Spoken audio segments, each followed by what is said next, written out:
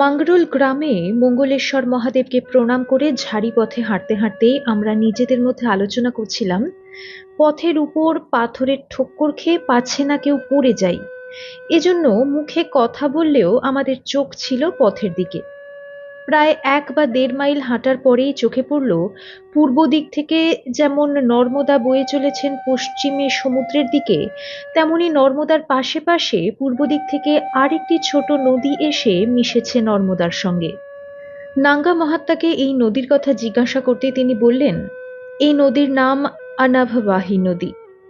এই নদীর পশ্চিম দিকে তাকিয়ে দেখুন, একটি প্রাচীন মন্দির দেখা যাচ্ছে। চন্দ্রবংশীয় ভীম নামক এক রাজা ওই মন্দিরের প্রতিষ্ঠাতা। মন্দির জীর্ণ হয়ে পড়েছে। ওইখানকার প্রতিষ্ঠিত মহাদেব ভীমেশ্বর।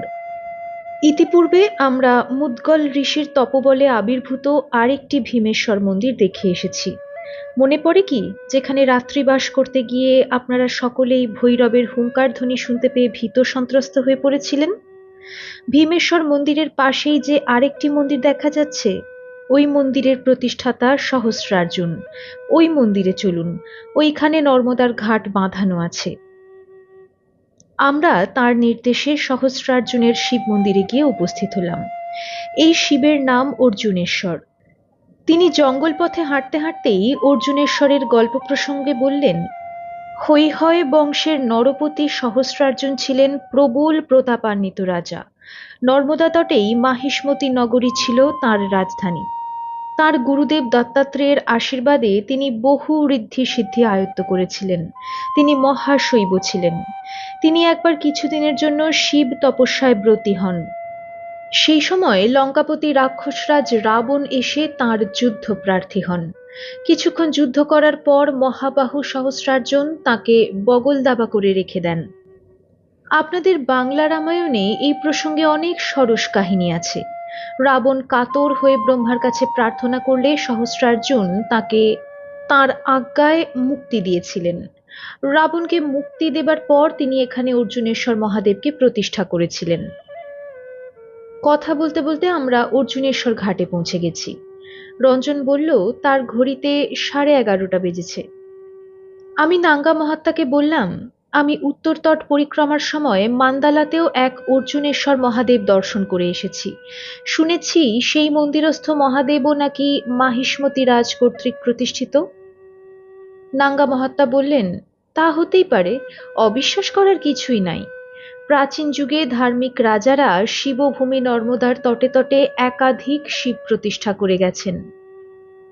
স্বামী বাসবানন্দজি নাঙ্গা মহাত্মাকে বললেন, এই অনববাহী নদীর নর্মদার সঙ্গে যে সঙ্গমস্থল দেখে এলাম, এই নদীর উৎসস্থল সম্বন্ধে কিছু শুনতে ইচ্ছা হচ্ছে। অনববাহী নদী কোন পাহাড় থেকে বেরিয়েছে? নাগাজি মুখ খোলার আগেই হিরণময়ানন্দজি বললেন, मैं सुनाता हूँ। इस संबंध की कथा इस प्रकार है। शिवजी और पार्वती जी इधर आकर शयन कर रहे थे। द्वार पर नंदीश्वर पहरा दे रहे थे। उसी समय दैत्यों ने वहां आकर उपद्रव आरंभ कर दिया। नंदीश्वर ने बहुत समझाया, भगवान इस समय आराम कर रहे हैं, तुम लोग उपद्रव मत करो, किंतु वो माने ही नहीं। दोनों में तब युद्ध छिड़ गया। नंदीश्वर अंत में उन दैत्यों को मार डाला। नंदीश्वर के खुरों से यहाँ भारी गड्ढे हो गए। उसी गड्ढे में से ये अनववाही नदी निकल पड़ी। रात्रि भर युद्ध करने से नंदीश्वर के शरीर से जो श्वेद या पसीना निकला, वो इस नदी के जल के साथ बहकर नर्मदा जी में मिल गया। ये हम बोलते हैं वायु पुराण और स्कंद पुराणों का रेवाखंड से। पता नहीं शैलेंद्र नारायण जी ये कहानी विश्वास करेंगे कि नहीं। আমি বললাম, আমার বিশ্বাস অবিশ্বাসে কি আসে যায়? আপনি ওই দুটি পুস্তকে যেমন পড়েছেন তেমনই তো বলবেন। প্রাচীন কাহিনী সবই তো আমাদের দেশে লেখা আছে পুরাণে। পুরাবৃত্ত লিপিবদ্ধ করতে গিয়ে আমাদের দেশের লেখকরা বিভিন্ন যুগে বিভিন্ন সময়ে অনেক সংযোজন করে থাকতে পারেন। তার কতটা গ্রহণযোগ্য তা নিজের বিচার বুদ্ধি প্রয়োগে নির্ণয় করতে হয়। তা অক্ষরে অক্ষরে গ্রহণ করতে হবে এমন কোনো কথা নাই। তবে পুরাণের ইতিবৃত্তকে একেবারে নস্যাৎ করে সত্য উদ্ধার যে করা যাবে না, এ কথা আমি জানি এবং মানি। আমার কথা শেষ হতে না হতেই দড়াম করে এক প্রচণ্ড শব্দে অর্জুনেশ্বরের মন্দিরের দরজা খুলে গেল। আমরা সকলেই চমকে উঠলাম। প্রথমে ভেবেছিলাম হয়তো নর্মদার দিক থেকে উত্তরের ঝাপটা বাতাসের ধাক্কায় দরজা খুলে গেল, কিন্তু পরে দেখলাম না, দমকা বাতাসের ঝাপটায় নয়, মন্দিরের অভ্যন্তর হতে একটা কালো রঙের কলস হাতে নিয়ে এক শুভ্রবসনা শুক্লকেশা এক বৃদ্ধা মাই বেরিয়ে এসে আমাদের সামনে বসলেন। কলসি ভরা দুধ এবং একটি তামার গ্লাস রাখলেন আমাদের সামনে। बोलें, हम अगल बगल में ही निवास करते हैं, इधर भगवान के पास में बैठकर जप कर रही थी, कोई जानवर आकर तंग न करे इसी वास्ते हम दरवाजा बंद किए थे। दंडी सन्यासियों को दूध पिलाने का हमारा बहुत दिनों का संकल्प था। आज भगवान अर्जुनेश्वर की कृपा से मुझे वो मौका मिला। লেও, দুধ পিজিয়ে। এই বলে তিনি কলসিতে তামার গ্লাস ডুবিয়ে ডুবিয়ে আমাদেরকে দুধ দিতে থাকলেন প্রত্যেকের কমণ্ডলুতে। আমরা দুধ পান করতে লাগলাম। সবার শেষে নাগাজিকে তামার গ্লাস ভর্তি দুধ দিয়ে বললেন, आपके पास तो तनिक भर कुछ भी नहीं, न लोटा न कमंडलू, आप इसी में दूध पीकर ये पात्र नर्मदा में बीक देना, हमारे पास दूसरा पात्र है। মাতাজি যখন দুধের পাত্রটি নাগা বাবাকে এগিয়ে দিলেন, তখনই নাগাজির উপর দৃষ্টি পড়ল। দেখলাম তিনি থরথর করে কাঁপছেন। যাকে এতদিনের মধ্যে একবারও খেতে দেখিনি, না দুধ না ফল, এমনকি জলও নয়, আজ দেখলাম সাগ্রহে মায়ের হাত থেকে তিনি দুধের গ্লাস নিয়ে এক চুমুকেই শেষ করে ফেললেন। মাই দুধের কলস হাতে নিয়ে ধীরে ধীরে চলে গেলেন নিকটস্থ ভীমেশ্বর মন্দিরের দিকে। যেতে যেতে পিছন ফিরে বলে গেলেন, आज आप लोग यहीं ठहर सकते हैं, जंतु जानवर वगैरों का कोई डर नहीं। নাগাজির কাঁপুনি আর থামে না। তিনি কাঁপতে কাঁপতেই শুয়ে পড়লেন মন্দিরের দাওয়ায়। বাসবানন্দজি বললেন, আমাদেরকে আজ যখন এখানে থাকতেই হবে তখন নাগাজি এখানে শুয়ে থাকুন। আমরা পাশাপাশি যে তীর্থগুলি আছে, যেমন ভীমেশ্বর, ধর্মরাজ প্রতিষ্ঠিত ধর্মেশ্বর মন্দির, কিছু দূরেই যে লঙ্কেশ্বর তীর্থ, জটেশ্বর তীর্থ, সেগুলি দর্শন করে আসি চলুন। তার প্রস্তাবে হিরণ্ময়ানন্দজি রাজি হলেন। প্রথমেই আমরা গেলাম ভীমেশ্বর মন্দিরে। অনফবাহী নদীর পশ্চিম ভাগে এই মন্দির অবস্থিত। মন্দিরে কোনো দরজা নাই, ভেঙে গেছে। মন্দিরেরও জীর্ণ দশা। মন্দিরের অভ্যন্তর জলে পরিপূর্ণ। দরজার বাইরে থেকে ভীমেশ্বর মহাদেবকে প্রণাম করে গেলাম ধর্মেশ্বর মন্দিরে। ধর্মরাজ এই মন্দির প্রতিষ্ঠা করেছিলেন। অর্জুনেশ্বর মন্দির অতিক্রম করে যাবার সময় দেখলাম নাঙ্গা মহাত্মা একই রকম ভাবে পড়ে আছেন মন্দিরের চাতালে। তার কোনো হুঁশ আছে বলে মনে হলো না। ধর্মেশ্বর মন্দির হতে কিছুটা হেঁটে আমরা লুঙ্কেশ্বর মন্দিরে পৌঁছলাম। এখানে কোনো মন্দির নাই। হিরণ্ময়ানন্দজি বললেন, কশ্যপ ঋষির এক পুত্র কালপৃষ্ঠ বা ভস্মাসুর নামক দৈত্য এখানে কঠোর তপস্যা করে শিবের কাছে এই বর প্রার্থনা করেন যে দেব, দৈত্য, গন্ধর্ব যাঁরই মাথায় সে হাত দিবে তার হস্তস্পর্শে যেন সেই ব্যক্তির মাথা উড়ে যায়। দৈত্যের কাতর প্রার্থনায় বিগলিত হয়ে আত্মভোলা ভাঙ্গর ভোলা সদাশিব দৈত্যকে সেই বরই দিয়ে ফেলেন। বর প্রাপ্তির পরেই স্বভাব দুর্বৃত্ত দৈত্য তার নিজ মূর্তি ধারণ করে। সে মহাদেবের মাথায় হাত দিয়ে তার প্রাপ্ত বরের সত্যতা পরীক্ষা করতে চায়। শিব চারদিকে ইতস্তত দৌড়তে থাকেন। অবশেষে তিনি ভগবান বিষ্ণুকে স্মরণ করতে তিনি সঙ্গে সঙ্গে আবির্ভূত হয়ে বলেন, আপনি তাড়াতাড়ি নর্মদার জলে লুক্কায়িত হন, আমি দৈত্যের মহড়া নিচ্ছি। এই বলে তিনি অসামান্য রূপ ও লাবণ্যবতী এক মোহিনীর মূর্তি ধারণ করে দৈত্যের কাছে আবির্ভূত হয়ে তাকে আদর করতে করতে বললেন, छी छी, इतने बड़े दैत्यराज होकर उन भूत प्रेतों के स्वामी की बातों में क्यों दौड़ते हो? फिर तुम्हारे पास शिव नहीं है क्या? पहले परीक्षा कर लो। आओ, मेरे साथ नृत्य करो। বিষ্ণুর বিষ্ণু মায়ায় মোহিত হয়ে দৈত্য তখন আনন্দে চঞ্চল হয়ে পড়ল। তখন সেই মোহিনীরূপী বিষ্ণু তাকে বললেন, তুমি আমাকে বিবাহ করো। আমি গোপকন্যা। গোপকুলে বরেরা বিবাহকালে মাথায় হাত দিয়ে শপথ করে থাকে। তুমিও সেইভাবে শপথ করে আমার পানি গ্রহণ করো, তাহলে আর কোনো বাধা থাকবে না। দানব তখনই শপথ করার উদ্দেশ্যে নিজের মাথায় হাত দিল। মাথায় হাত স্পর্শ করা মাত্রই আগুনে যেমন শুকনো ঘাস পুড়লে যা হয়, সেরকমই দানবও সঙ্গে সঙ্গে ভস্মীভূত হয়ে গেল। ভগবান বিষ্ণু মহাদেবকে তখন বললেন, ভোলে বাবা, ऐसा वर किसी को मत दिया कीजिए।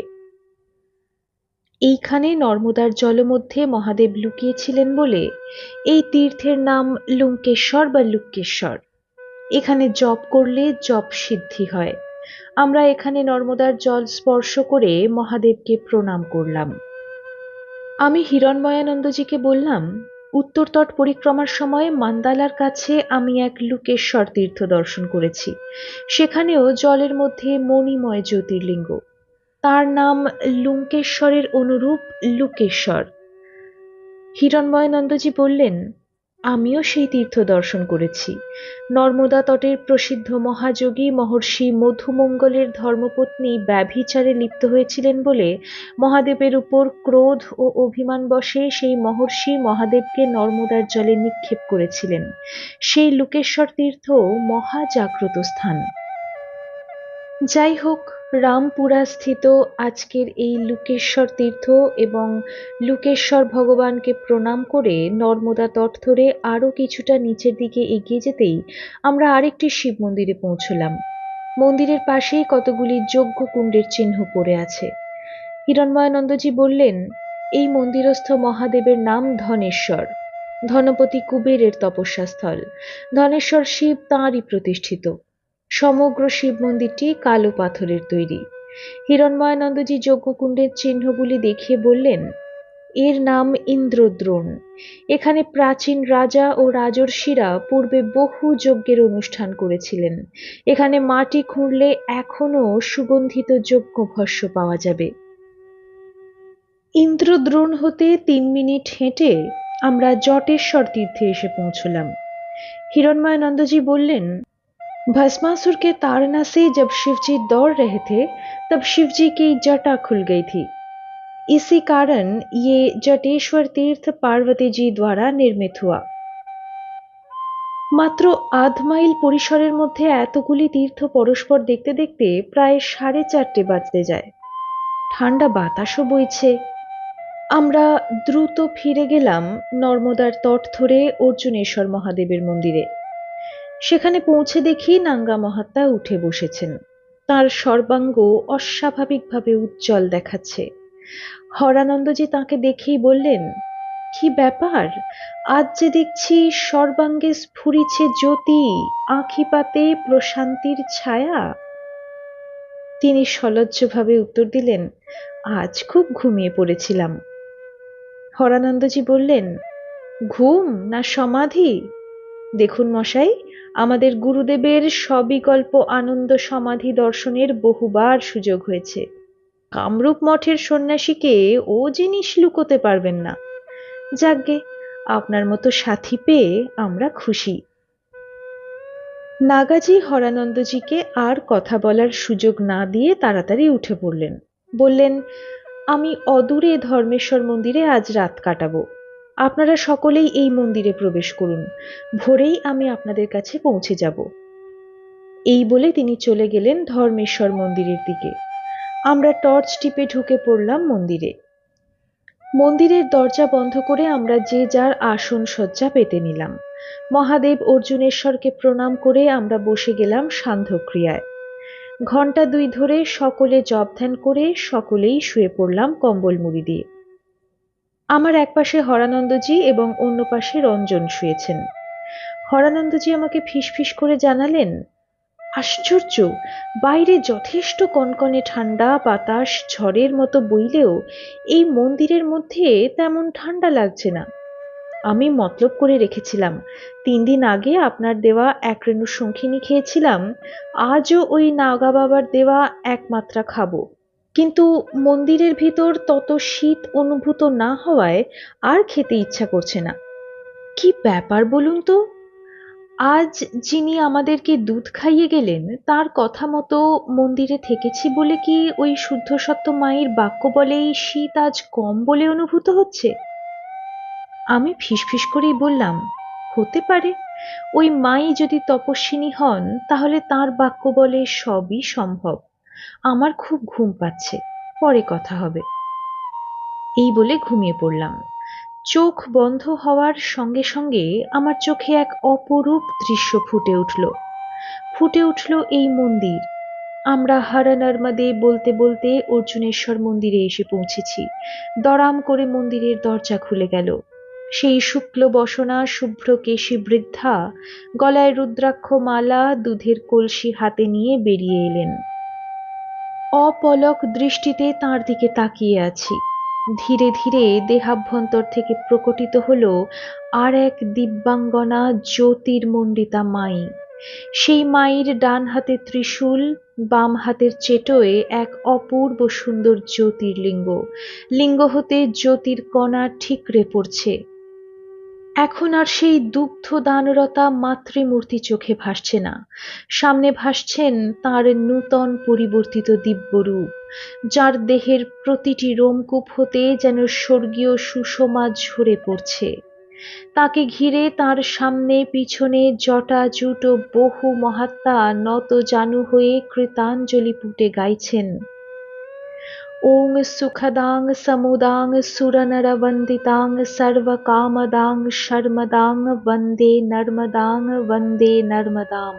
ওং উজ্জ্বলাঙ্গীং নতজনতারিণীং তূর্ণগামিনীং জনবনচারিণীং তরঙ্গিনীং তটতটশোভিনীং শুভদাং বরদাং কর্মদাম বন্দে নর্মদাম বন্দে নর্মদাম। বিহ্বল ও বিভোর হয়ে এই দৃশ্য দেখতে লাগলাম। মনে আনন্দ আর ধরে না। তারপর সেই দৃশ্য ধীরে ধীরে অন্তর্হিত হয়ে গেল। আমি জেগে উঠলাম।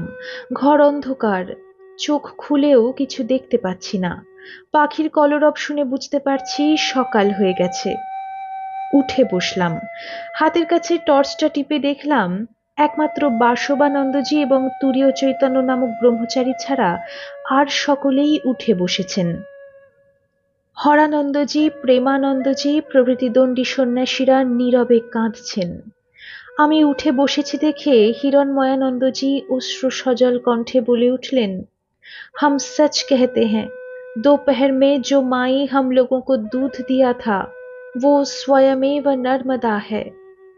হরানন্দজি কাঁদতে কাঁদতেই বললেন, সে বিষয়ে আমার কোনোই সন্দেহ নাই। তবে দুঃখ এই, স্বপ্নে মা তার পরিচয় দিয়ে গেলেন, জাগ্রতাবস্থায় মাকে চিনতে পারলাম না। তখনই আমার হাত দুটো নিষ্পিস করছিল পা দুটো জড়িয়ে ধরতে, কিন্তু দণ্ডী সন্ন্যাসীর ফালতু মর্যাদাবোধ আমাকে সে কাজ করতে বিরত করেছে। প্রেমানন্দ এবং আরো দুজন সন্ন্যাসী একসঙ্গে বলে উঠলেন, আমরা স্পষ্টাস্পষ্টি বলছি, স্বপ্নে দেখলাম সেই বৃদ্ধা মায়ের শরীর ধীরে ধীরে রূপান্তরিতা হয়ে মা নর্মদার যে ধ্যান মূর্তির বর্ণনা মহর্ষি মার্কণ্ডেয়, জগৎগুরু শঙ্করাচার্য এবং মহর্ষি কপিল প্রভৃতি দিয়ে গেছেন, সেই রকম শ্বেতাম্বরা শিবকন্যার দিব্যরূপ ফুটে উঠেছিল। হরানন্দজি আবার বললেন, নাঙ্গা সাধু ঠিকই মায়ের প্রকৃত স্বরূপ বুঝতে পেরেছিল, তাই তার দেহে মনে অস্বাভাবিক স্ফূর্তির প্রকাশ ঘটেছিল। বেটা বিন্দুমাত্র আভাস দিলেন না, একা একা সমাধির আনন্দ ভোগ করলেন। অশ্রুরুদ্ধ কণ্ঠে রঞ্জন গেয়ে উঠলেন, যে তোমায় ছাড়ে ছাড়ুক, আমি তোমায় ছাড়ব না মা, আমি তোমায় ছাড়ব না।